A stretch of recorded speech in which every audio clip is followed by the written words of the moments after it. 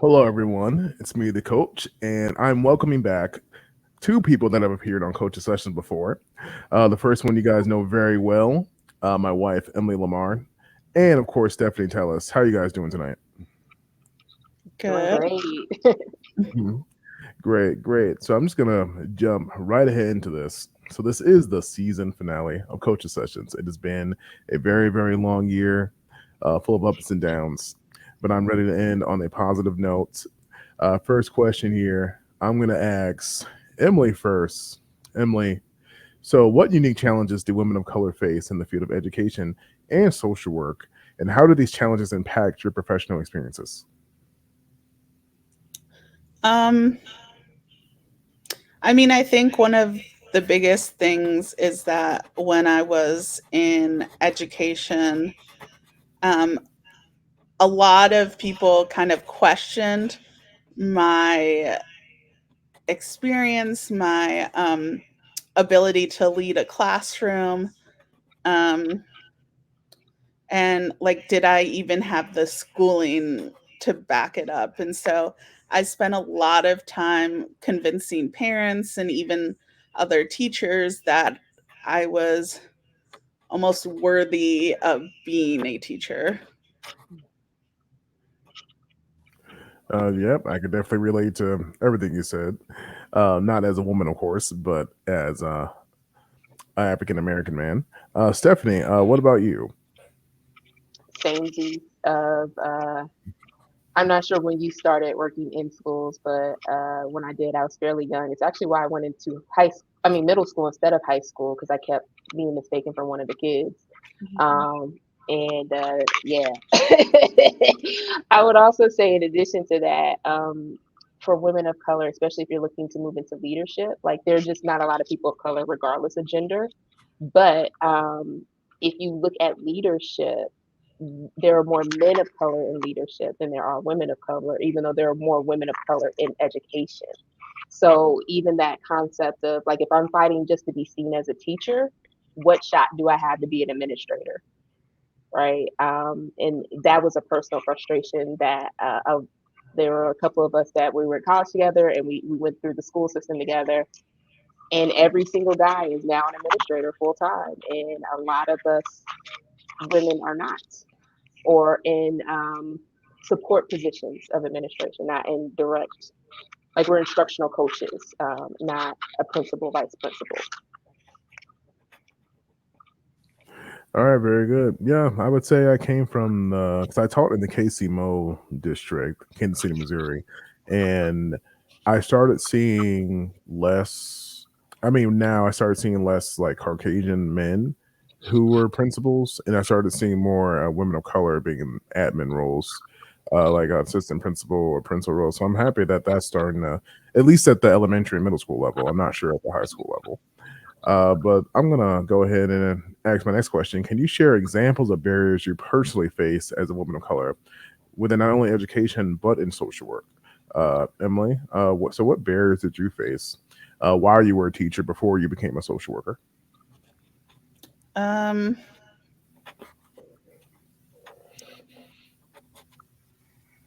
I mean, I would say kind of what I already said, but also it was like since I was the only person of color, I was like kind of the token person. And so somehow I knew how all students of color felt or all other people of color. And so I would be asked, like, for everyone to say a position, and that was everybody's position of color. And I was like, no, I'm just talking about my personal opinion. Mm. All right, yep. And Stephanie? Um, when I transitioned to independent schools, it definitely became very clear. There was a lot of paternalistic approaches to me of like, well, we just want to see you do well and help you. And I don't code switch a lot, and I don't code switch in my interviews and things like because I want you to see like if you are uncomfortable about this in an interview, then this is not going to be a good place for me to be as a teacher, Mm. because code switching, like how I talk is not a reflection of my intelligence at all. In my master's degree, my bachelor's Mhm. degree are. And so I vividly remember when I first started at my first independent school, the lady who was assigned as my mentor pulled me to the side and was like, "Well, you can't talk like that here. You should not be using contractions, and you need to make sure that you're not dropping the G's, or people are going to question whether you're intelligent or not." And it's just like, that's the problem, right? Like, there's a lot of ways to speak English. You have American English, you got British English, you got like, there's all these ways. So I think it's reflective of how people see and define what is acceptable behavior, right? If you're dealing with a lot of kids who are speaking slang, right? Like, my goal is to be effective Mhm. and work with them, then me talking to them in this manner, in this way, is not going to be like the connection that we're looking for. So it was a lot of micromanaging of my behaviors, and things that I would say if I said, well, there were three students that did this, and someone's like, well, there were technically four. I always felt like there was somebody with a gotcha moment of just like, well, see, that's why she doesn't belong here, because she's not perfect, and that puts a lot of stress on people to show up. It put a lot. I'll speak from my perspective. I'll follow your lead, Emily. That put a lot of stress on me, of feeling like I had to show up intentionally every time I showed up, because if I didn't, then I couldn't control the narrative of what was being said about me. Of course, so that actually ties into my next question. Steph, I'm going to ask you first. So, how can schools with out of touch admin and teachers create more inclusive environments for not only women of color, but all minorities? People that identify as maybe opposite genders. I taught in schools where I've had girls one identify as boys, and I've had schools that say, I don't think this is the right place for me. It's not the right culture. I don't think you'll fit the culture of the school. Just teachers and admin who are just out of touch. So, how can we make these environments more inclusive? I think the first piece is education. There's been a really big push to diversify, but the problem with diversifying is, particularly, I'll speak about independent schools because that's where I ended my career. The Mhm. average teacher of color only stays at their school 2 to 3 years. So you're hiring people, but as soon as you hire us, we're right out the door, because it's not a welcoming environment. It's not just, oh, we need you here. It is, are you prepared for us to be here? Or what languaging are you using? Have you thought about how you are going to be inclusive and equitable of my presence here? There was a school that I was working with that they were looking to accept their first transgender student, and the focus of it wasn't actually about the student. They were just talking about how cutting edge they were, and it's just like, but are you actually creating a place and a space for this student to show up as their full selves? Because it was an all girls school, so um, it was an individual who was assigned male at birth, and identified as a girl and wanted to come. And instead of the focus being on how can we make sure that this person is safe, respected, loved, seen, valued, all the things, it was on more like, kudos to us for bringing them here. Aren't we big? Aren't we great and progressive? Mhm. And the focus really needs to be on the people that you are trying to bring in and include, and making sure that they have safe spaces to speak, that they have the support that they need. It is so hard to be one of one, or one of two, or one of three, because then, as Emily said, you become the spokesperson, and it's just like, whoa, this is just my ideology and what I've put together on my experiences. I don't speak for everybody. Mhm. So the shift has got to be from like, ooh, I'm a really great ally, look at me, to really centering the people that you want there so that they can show up as their full selves. Very good, very good. I think it was maybe my third year teaching.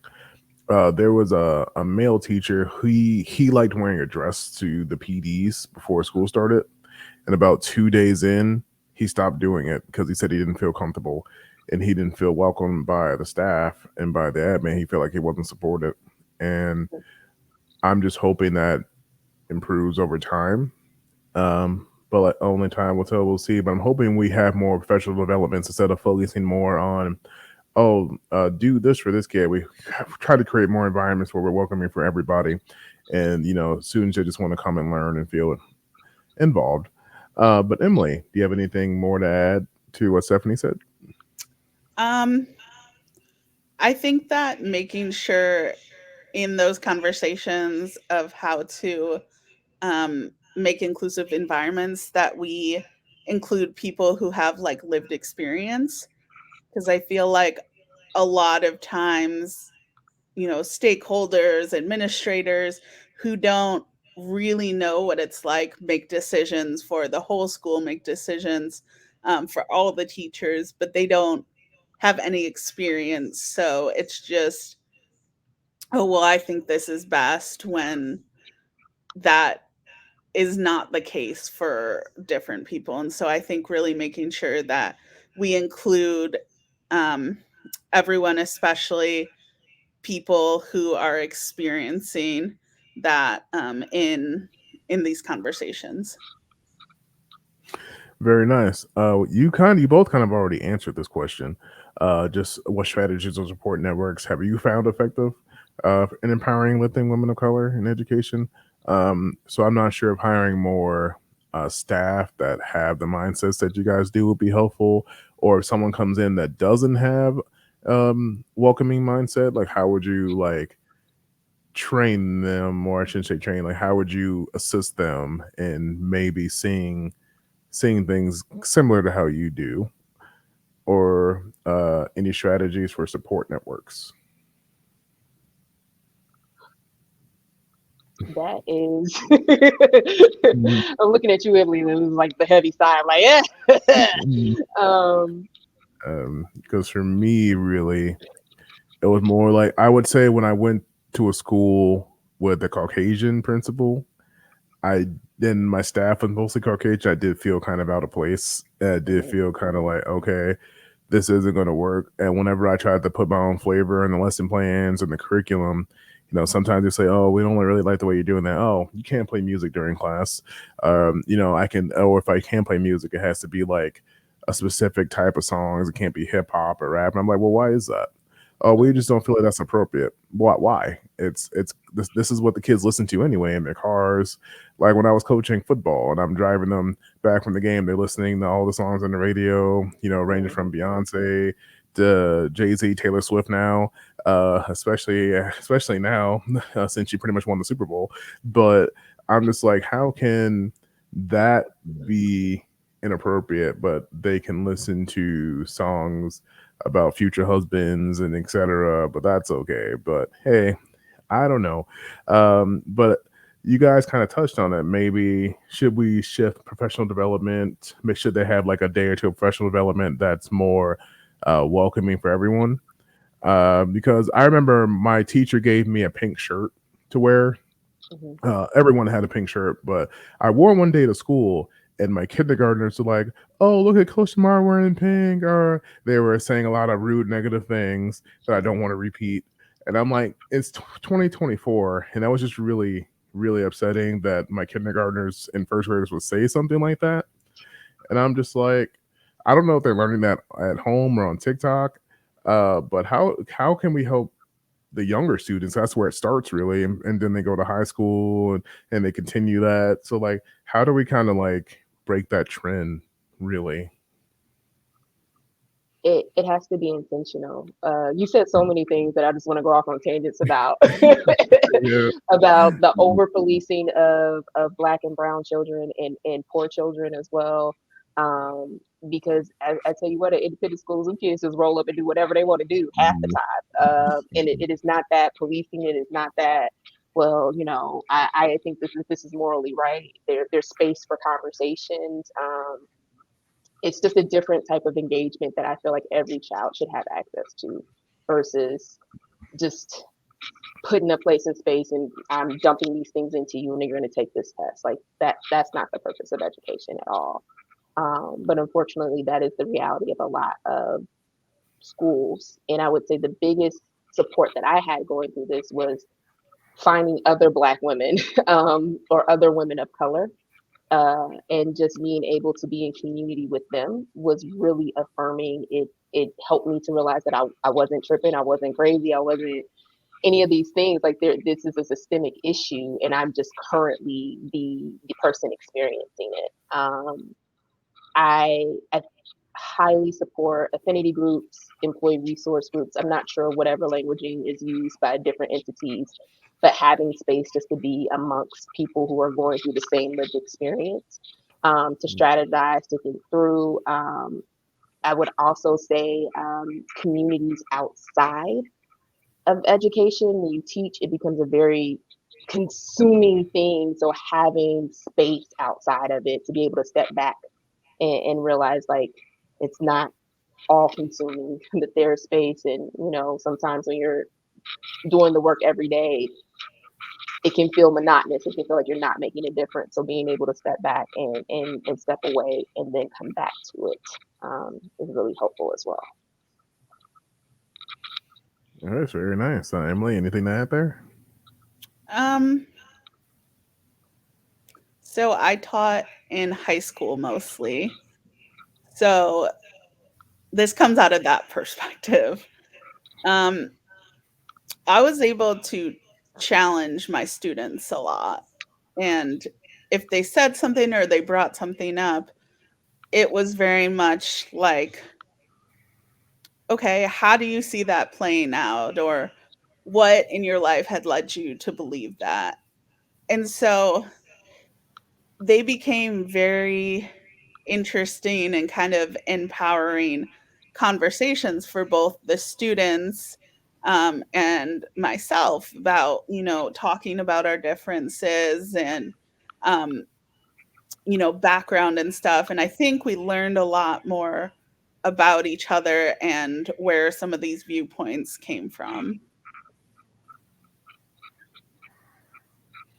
Of course, very good. And my final question, all that's going to lead to this. Okay, so what advice would you offer aspiring educators or social workers from underrepresented backgrounds? Now, my very first year of teaching, my advice would have been find a new career or switch your major. But now that I'm about 7 years in, I would say just find the right place for you where you feel comfortable, stay consistent, where you can build a career. After that first hump, which is like the first few months of the students, they just now met you, they're getting to know you. Things become easier. So if you choose to stay, you can continue that.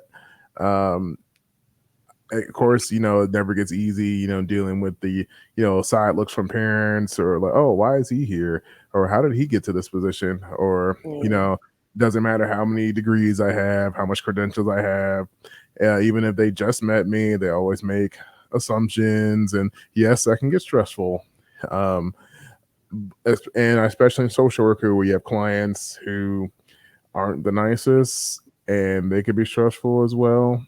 And you have to deal with discrimination, sexism, just being disrespected, and you can't always retaliate because you have to think about the consequences that come with that. And for people that look like me and you, if you make a mistake, there's sometimes you don't get a second chance, or you're only going to be defined by that one mistake that you made. But what would be your advice for someone who wants to go into the field of education or social work? I would actually discourage them for all the reasons you said. But because I think a little less now, but I think sometimes teaching in social work are portrayed as these, you go in and it's hard work, but it's so worth it at the end of the day when you see those children smile and connect. Like sometimes it is, sometimes it ain't. And so you have to have the right constitution to be able to manage all of those things and be prepared for that. Now, if they did a lot of soul searching, we're like, yep, this is what I want to do. I'm fully aware of the realities of it. If not, I think I'm going to go in there and do the Dead Poet Society, and the kids are going to be like, my captain. Then I would give the advice of like, there's nothing new under the sun. And I would just start naming off all of these critical Black educators who have done the work. Lisa Delpit, Bettina Love, Goldie Muhammad, like all of these, the work that has already been, Marva Collins, you don't have to reinvent the wheel. You don't have to start at scratch. You can people have done this work. Gloria Ladson Billings, like they've done it, and you can start. You don't have to start from the beginning. You can stand on their shoulders and move forward that way. That would be the biggest advice that I would give, is just to read as much as you can that aligns with your pedagogy, because your first couple of years you're finding your teacher voice and you're trying to figure out, what does this look like for me, and it can be very isolating and you feel like you're just doing it by yourself, and that's not the case. There are so many resources, there are so many people who have walked this path and left advice for us to follow. Of course, paving the way. I like it. Emily, anything to add on your end? I know being a social worker, every time you get home, stressed out. But what advice? I would just say, both in education and social work, like, embrace your identity. Um, we're told that you have to be this specific, certain person, and it makes people feel like who they are isn't good enough, or they're not going to succeed. And so the parts of your identity are actually really helpful. Like, in education, some of my background in being able, to speak Spanish, and, having the travel history that I do, I was able to connect with certain students on like a very personal level, um, when no one else was. And so that embracing that, and embracing that I was not like the typical educator that they saw. Um, and then in social work, it's always kind of said, oh, well, you can work with these people because, you know what that's like, or, because you're a person of color, then you automatically know what it's like to be homeless and to be addicted to drugs or something. And I'm Mm. like, well, I do not have all of those experiences, but embracing what I do have. So, I know what it's like to feel like an outsider. I know what it's like to not be from this country. And so, using what I do have, I think, is a really powerful tool. Uh, Very nice, and I'm happy that you can overcome a lot of those comments and assumptions. I know sometimes it gets to me and it gets frustrating, but both of you are giving me hope there for the future of America, especially when I see a lot of my students who all they're talking about, like, what do you want to be when you grow up? And they say, I don't know, nothing really, maybe a YouTuber, or maybe they say an influencer. None of them say a doctor, none of them say a lawyer, none of them say a teacher. And I'm just like, okay, well, that's fine. It's just very different from when I was growing up. I always wanted to be something, but even a basketball player, even like a writer or something, but social media, TikToker, I guess that pays well.